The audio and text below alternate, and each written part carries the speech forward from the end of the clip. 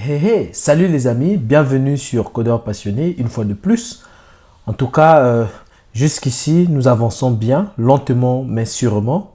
Donc aujourd'hui, nous allons travailler sur l'ajout de l'image à notre article. Ok? Donc moi, je vais commencer par... il y a eu des modifications que j'ai apportées dernièrement là. Donc je vais refaire ma base de données. Ok? Ainsi que les seeders. Voilà, donc ma base de données est refaite. Donc là, si je reviens au niveau de... Vous voyez que j'ai toutes mes données ici. Et là, au niveau de notre gestion d'articles, donc j'ai ça. On va voir un peu si on a des types ici. Voilà, donc on doit ajouter des données. Alors, je vais créer une seeder pour me permettre à chaque fois que je réinitialise ma base de données, que j'ai déjà au fait par rapport au type d'article qu'on choisit ici, là, que j'ai déjà des propriétés qui vont s'afficher, plutôt que de les ajouter à chaque fois. Donc, on va créer un seeder, ou encore, on peut utiliser tout simplement les seeders qui sont quelque part ici. Où est-ce qu'on avait ça? Database. Je crois que c'est quelque... Oups. Voilà, donc on va regarder ici. Là, on avait les rôles, user find role, type article, seeder. Je pense qu'on peut créer, on va les créer juste ici. Donc, table. Je vais agrandir un peu pour vous aider, pour vous permettre de bien voir. Donc, on va regarder la nomenclature de la table. On avait propriété article, c'est ça la table, est obligatoire, type article. Ok, propriété article, non, est obligatoire. Donc, c'est ce qu'on va faire ici. Table, propriété article. Et on va faire des inserts. En tout cas, on va insérer beaucoup d'éléments. Donc, le premier élément qu'on va insérer, pour ce qui est de la voiture, donc là, il aura l'ID numéro 1. Donc, déjà, on va dire le nom. La propriété va s'appeler marque. Ok, un peu comme ce qu'on avait avant. Est obligatoire. Je crois qu'on avait mis une valeur par défaut, je ne sais pas trop. Est-ce qu'on avait mis une valeur par défaut ici? Est obligatoire.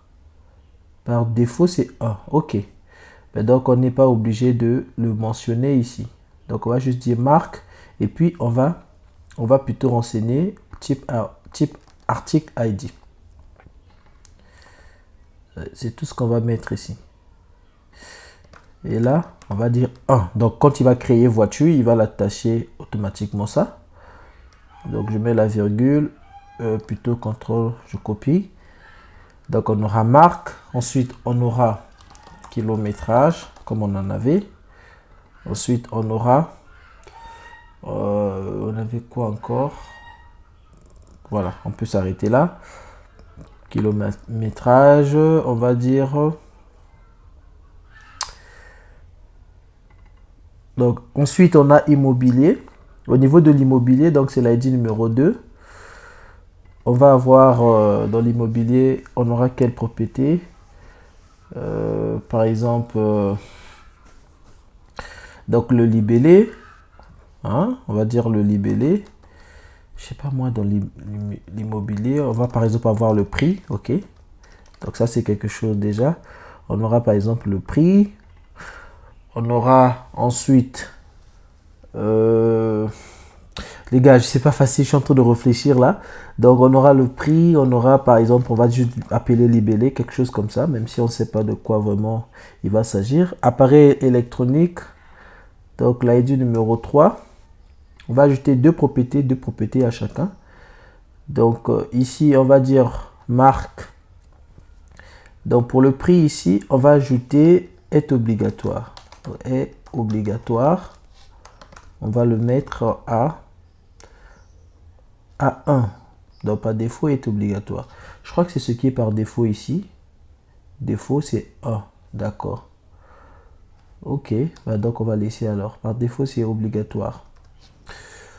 Donc pour le troisième élément, donc appareil électronique, comme propriété, on va par exemple avoir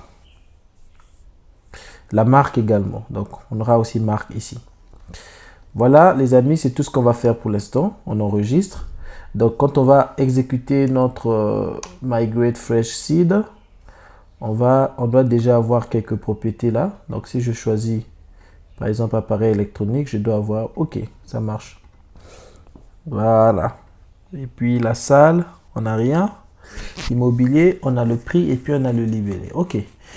Donc là, déjà, on va refaire un peu ce qu'on avait fait dernièrement. Donc, ce qu'on a fait dernièrement, c'était quoi? Bah, on a par exemple maison à louer, je sais pas quoi, deux chambres, je sais pas, je vais écrire n'importe quoi. On a le numéro de série de la maison, si c'est, je sais pas, aucun ou quelque chose. Ça n'a pas été bien réfléchi pour le type immobilier, mais dans tous les cas, le numéro de série, on peut mettre tout ce qu'on veut entre temps. Ensuite, on a le prix. On va par exemple mettre ce prix et puis on va dire par exemple, on va mettre n'importe quoi ici. Donc, lorsqu'on enregistre, vous voyez que notre article est bel et bien ajouté. Mais nous n'avons pas cependant l'image. Donc, c'est ce que nous allons faire maintenant dans cette vidéo. Donc, il y a deux façons, enfin, il y a plusieurs façons de gérer les images. Lorsqu'on parle de la gestion d'images, ok, sur le web, il y a plusieurs façons de le faire. Nous avons la possibilité, lorsqu'on ajoute un article ici, lorsqu'on clique sur Choose, eh bien, que nous affichions d'abord un modèle avec des options de recadrage, de zoom, etc. On peut même appliquer des filtres dessus. Bref, il y a tellement de possibilités de manipuler les images depuis le client. Mais ça, c'est vraiment hors portée par rapport à cette formation. Mais dans cette formation, nous allons voir plutôt les deux façons les plus simples de traiter une image. Donc, nous allons voir la façon déjà la plus directe sans utiliser un plugin qui est déjà fourni par défaut par Livewire. Et puis, par la suite, je vais vous montrer comment vous pouvez faire intervenir une librairie tierce qui va nous permettre de faire plus de manipulation sur l'image que nous importons de notre projet. C'est parti. Donc, pour vous montrer comment ça se passe, je vais vous montrer la documentation. Donc, Livewire prévoit déjà. Donc, si vous voyez au niveau de Livewire, la version 2, bien sûr, vous avez une partie ici, là, au niveau de Component Features, vous avez File Uploads. Donc, au niveau de File Uploads, il y a déjà tout ce que vous avez quasiment besoin pour faire du upload avec Livewire. Donc, on va venir déjà ici, le Basic Upload. Donc, pour commencer, il vous faut cette trait. Donc, with File Uploads, on doit ajouter cette trait. OK? Donc, c'est ce que nous allons faire au niveau de notre composant ici, article. Donc, juste ici où nous avons mis Use with Pagination, on va juste ajouter une virgule et on va dire with Upload, with File Upload. Donc là, quand on le fait, nous sommes en train au fait d'étendre des fonctionnalités à notre composant Livewire qui va lui permettre de faire du upload. Donc ici, c'est l'upload des fichiers. Hein. Ce n'est pas seulement des images, je tiens à le repréciser. Ici, c'est vraiment l'upload des fichiers de façon générale. On peut uploader des documents, on peut uploader des fichiers Excel, on peut uploader plein de choses. Ce n'est pas seulement l'upload des images.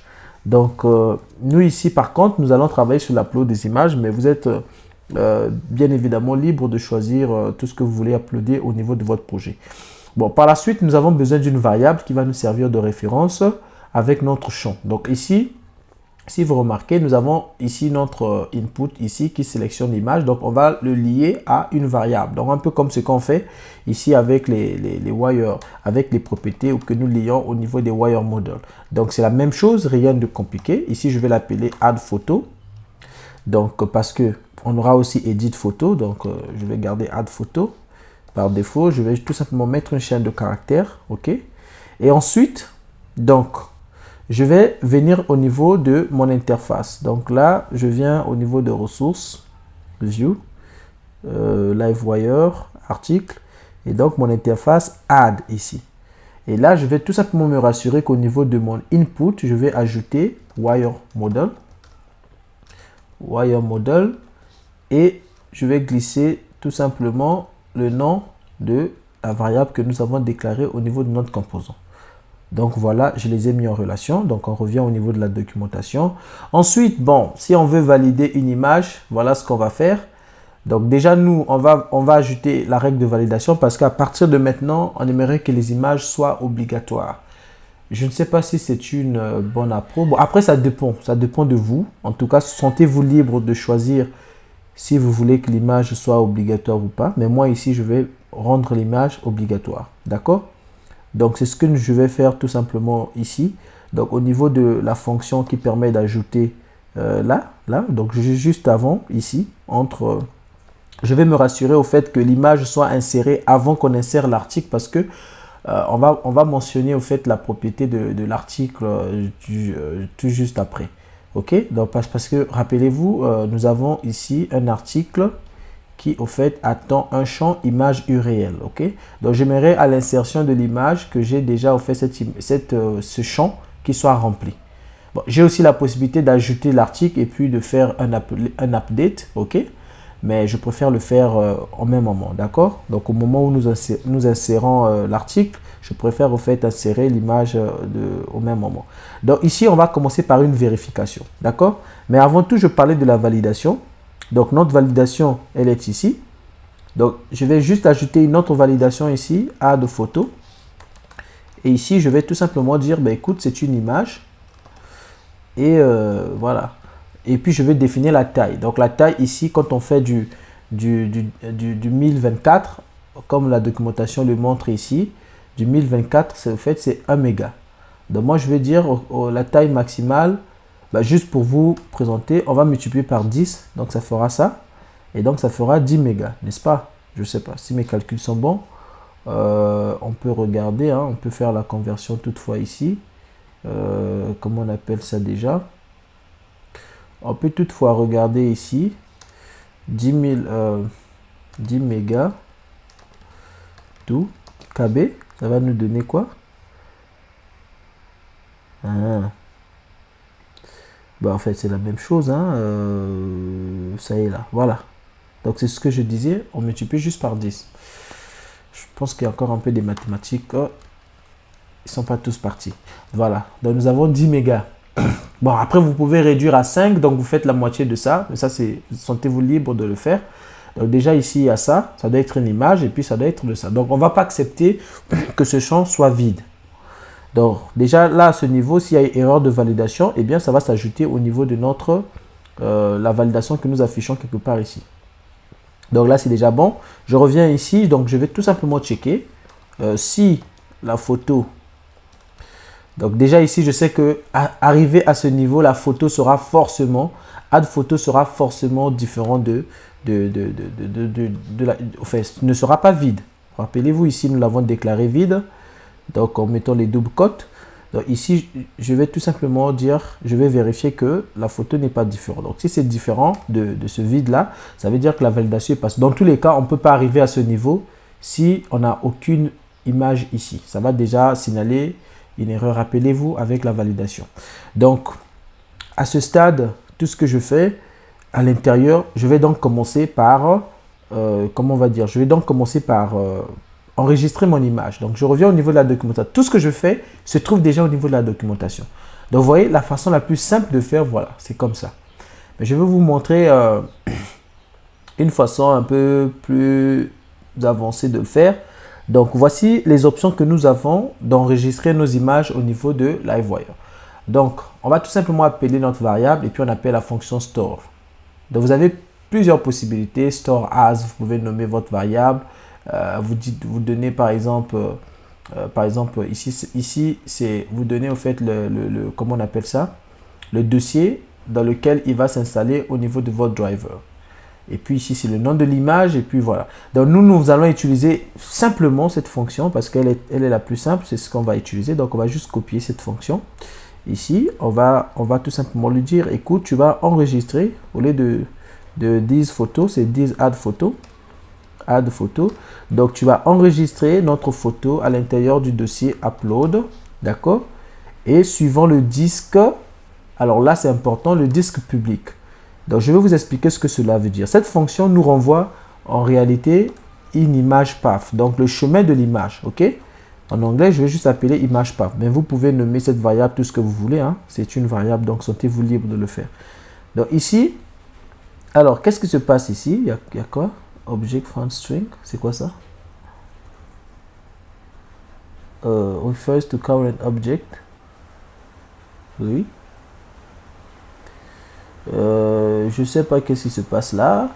Mais bon, on va revenir là-dessus après. Donc, j'étais en train de vous expliquer une chose. J'étais en train de dire, lorsque nous faisons ceci, d'accord, lorsque nous avons ce code va nous renvoyer au fait le chemin dans lequel notre image sera sauvegardée.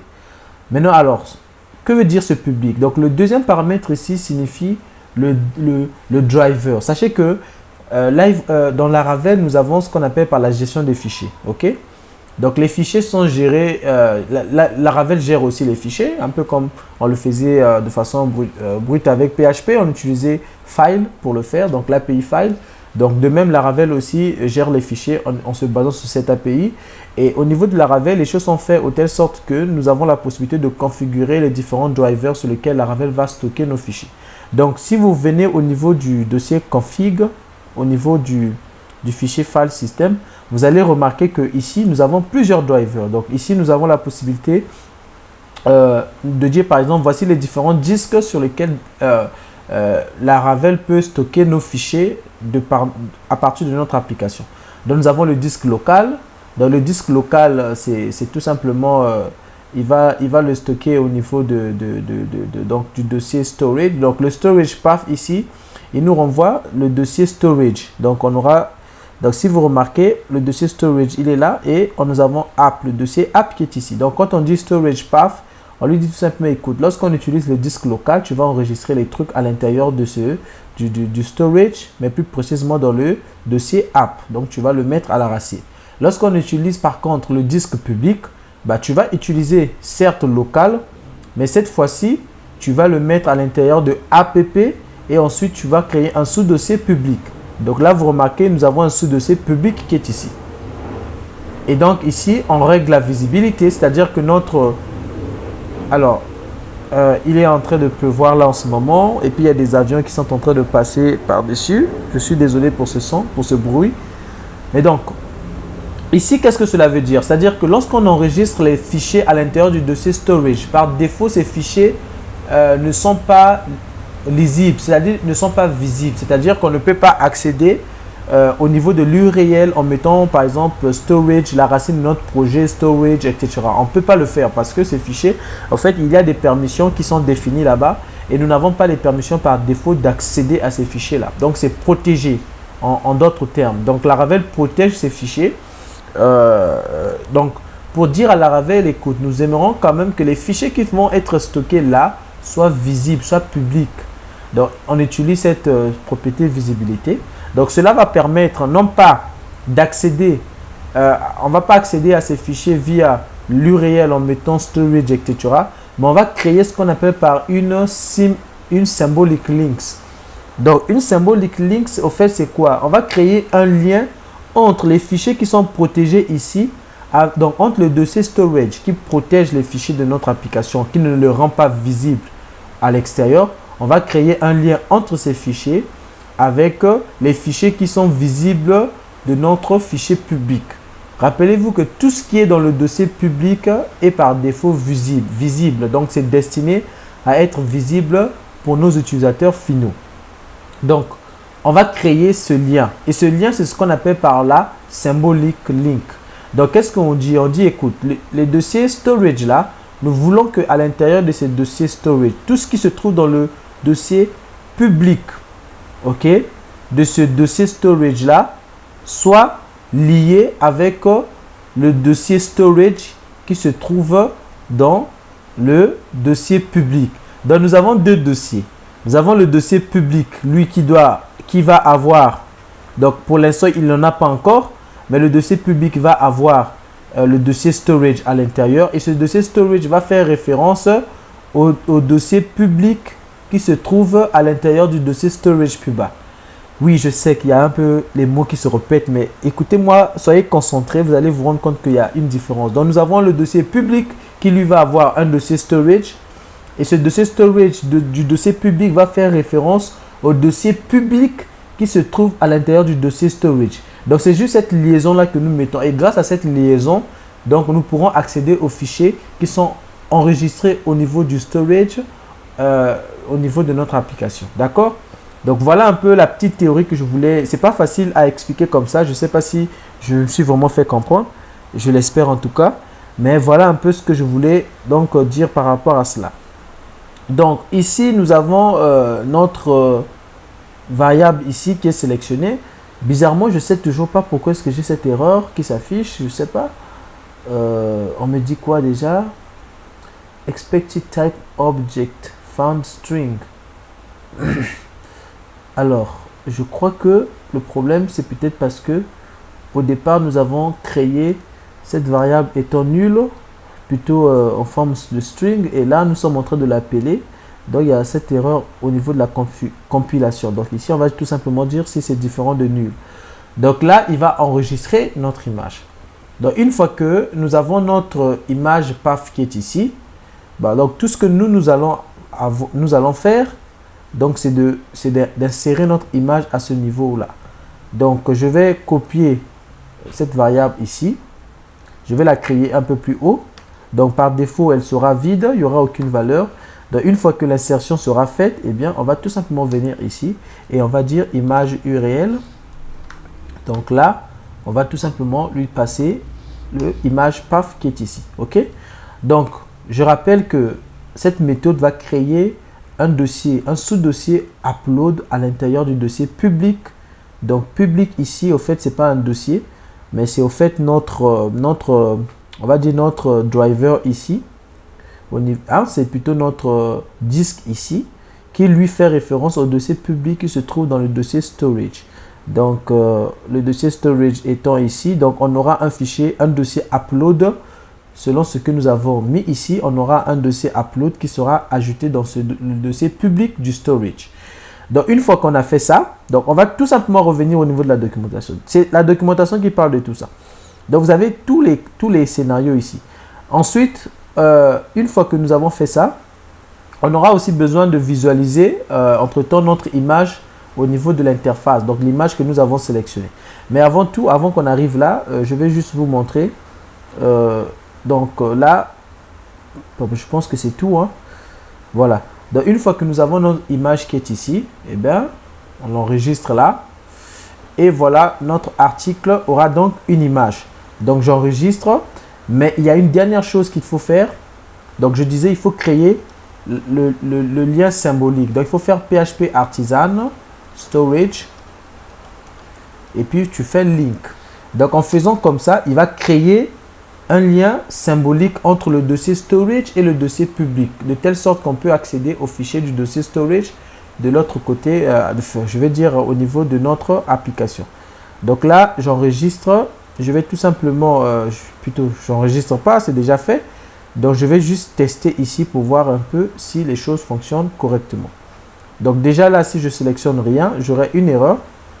On va me dire que validator does not exist. Donc là, j'ai déjà une erreur de validation. On va regarder un peu pourquoi est-ce qu'il y a cette erreur. Je crois que au niveau de la validation, il y a un petit souci ici. Donc là, qu'est-ce qui se passe?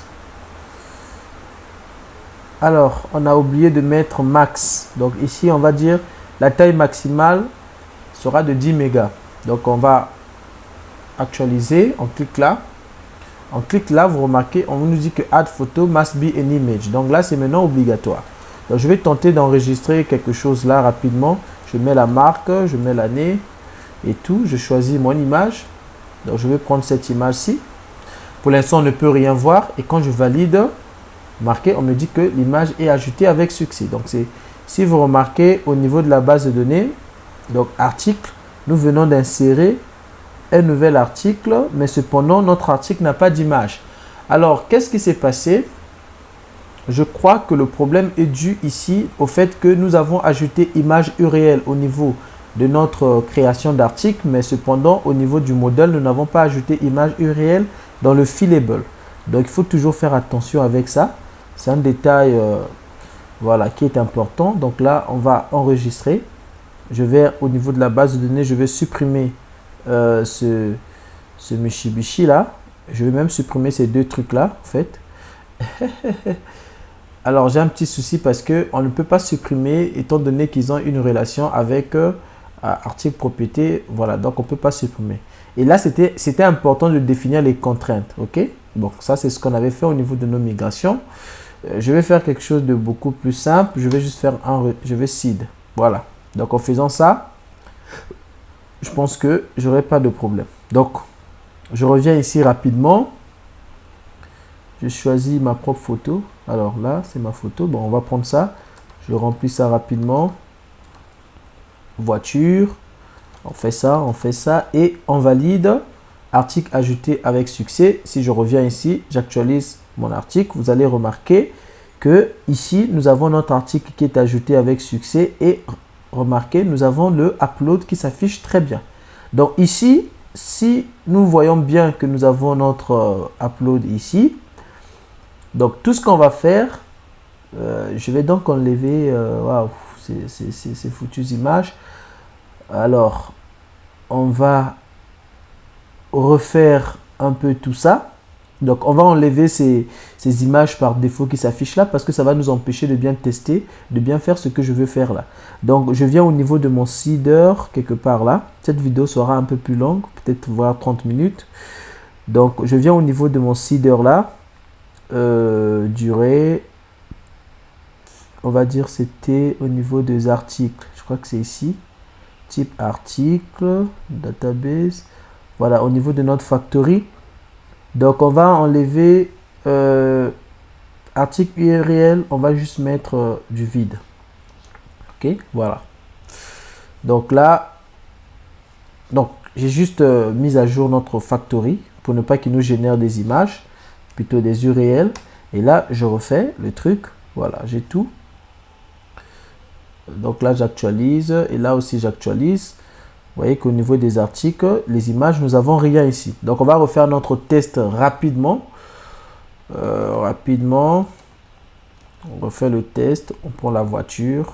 On prend là. On choisit notre image. Ici. On clique là. Et quand on valide, bam. L'image est créée avec succès. Donc, nous avons notre image qui est ici.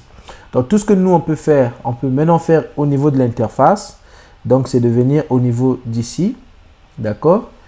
Et c'est de dire au niveau de notre div ici où nous avons préparé les choses, on va lui dire d'afficher un preview. D'accord? Lorsqu'on sélectionne.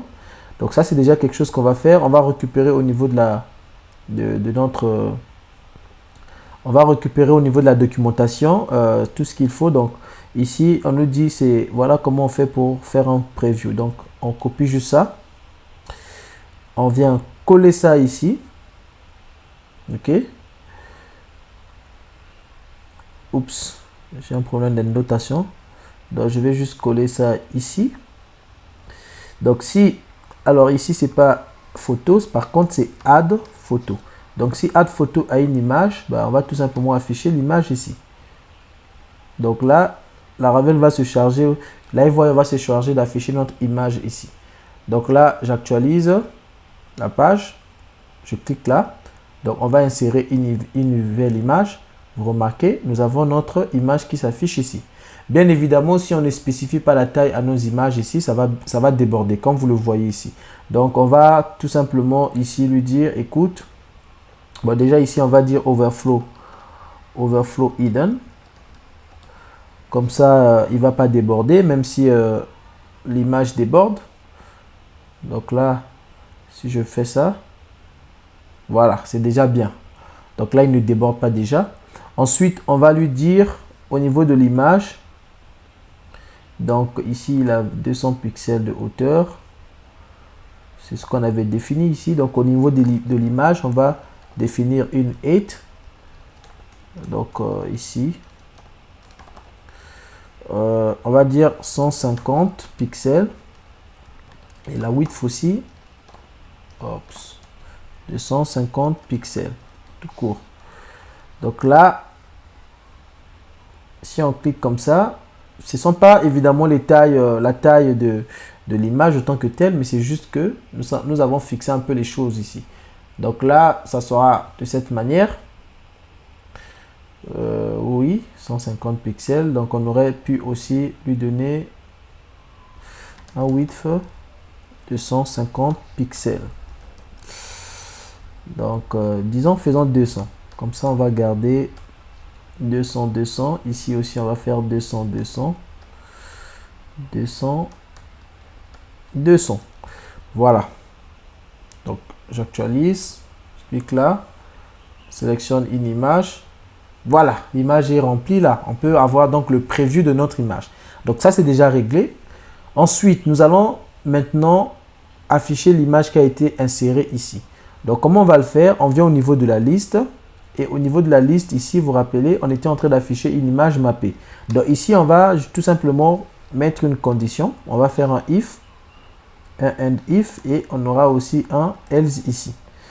Donc vous l'aurez certainement deviné, tout ce qui est dans notre ancienne image qui s'affiche là par défaut, donc l'image qui s'affiche là, cette image-ci, va s'afficher dans le cas où, dans le else. Et ici, on va vérifier si article, image, URL est différent de ça, ou encore, voilà, si c'est différent de ça. Donc, si c'est différent du vide, ou tout simplement, c'est pas possible là. Je vais mettre les barres de, voilà. Ou encore, on peut tout simplement copier tout ça. Voilà, est différent de nul. Donc, si c'est différent de nul ou encore c'est différent de ça, voici ce qu'on va afficher. Donc là, qu'est-ce qu'on va afficher? On va afficher tout simplement notre image. Donc, on va afficher l'image selon... Voilà. Dans notre image ici, on va dire asset. Donc ici, asset, c'est comme je vous l'avais dit, hein, asset nous ramène dans le dossier public. Donc, quand on fait asset, ça nous ramène dans le dossier, excusez-moi, je tente de trouver, dans le dossier public. Et vous remarquez, dans le dossier public, on a maintenant un dossier storage. Lorsque nous avons exécuté PHP Artisan Storage 2.link, il a créé ce dossier à l'intérieur. Et vous allez voir qu'il y a un dossier upload et c'est ici où nous avons nos images. Donc, c'est ce que nous allons faire ici. On va tout simplement lui dire, tu vas dans storage et à l'intérieur de storage, tu vas avoir un dossier upload. Donc, on va pas lui dire au fait de rentrer dans le dossier upload parce que au niveau de notre base de données, rappelez-vous, l'image URL a déjà upload ici. Donc, on va tout simplement mapper notre image URL ici. On fait point et on dit article image URL. Donc, voilà un peu comment nous allons faire les choses à ce stade. Donc, asset et tout. Et voilà, lorsqu'on va enregistrer, bam, nous avons un petit souci ici. L'image ne s'affiche pas. On va voir qu'est-ce qui se passe. On a dit storage. OK. Donc là, on va inspecter. Au niveau de l'image, les choses ne se sont pas bien exécutées. Donc, je crois bien que nous avons un petit souci ici. Asset. Oups, je trouve comme ça.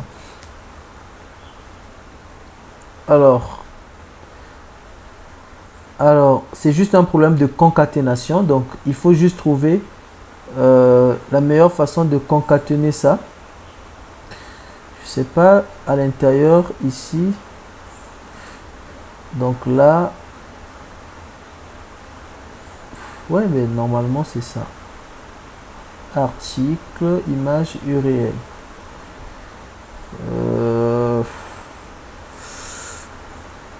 Voilà les amis.